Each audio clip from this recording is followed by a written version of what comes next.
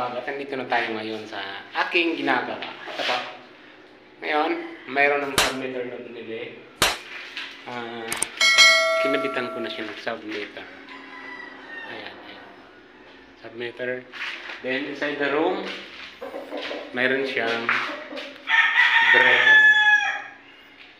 Yan ang po yung ginagawa ko dito. Matatapos na po ito mga kabagat. Konti-konti na lang. Matatapos na siya. Yan. Meron na siya doon.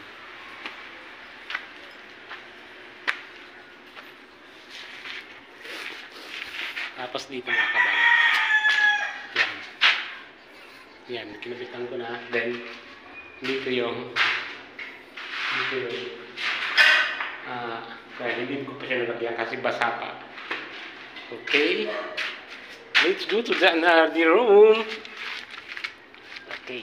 Here. Mga kabagat. Yan. Diyan. Meron na siya. Meron na siya dyan.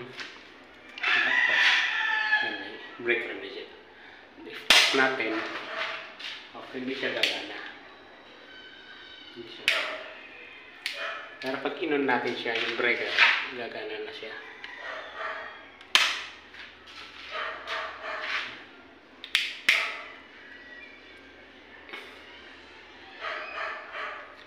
Makabagat.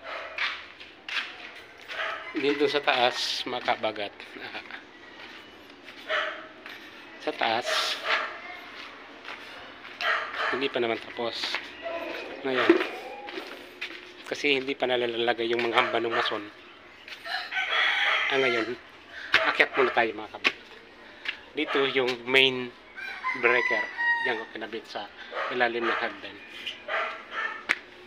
Mga kabagat. Ito pang sideline ni kabagat. For the meantime, nag-aantay tayo ng busy. Akyat tayo dito mga kabagat. Yan, may natutulog dyan. Yan yung amo namin. Yan yung amo namin. Yan. Kinabit ko na mga kabagat. Ito na mga kabagat yung pininturahan namin. Napakaganda. Yan na. Yan. Hindi pa siya tapos. Hindi pa tapos kaya. Ito na yung finish pintura. Dalawang skim coat, dalawang pahid, tapos pintura, then skim coat again, then pintura, tapos ito ang pinaka last. Halos 6 na doble siya mga kabagat. Then ito na yung CR. So ginagawa namin dito sa paupan dito. Patayin natin kasi baka mag-kuryente. Yan mga kabagat. 8 rooms siya, pero maganda siya. Kasi yung may-ari nito, foreigner. Kaya yung budget dito walang palya. Diyan, hindi pa namamason dyan. Kaya hindi ko pa nalalagyan dito ng breaker. Pero uunahin ko na muna yung submeter dito mga kabagat. Kasi pwede naman siya nalagyan. Kaya dito, minturahan ko na siya para ilalagay ko yung submeter para bago magundas, tapos ko.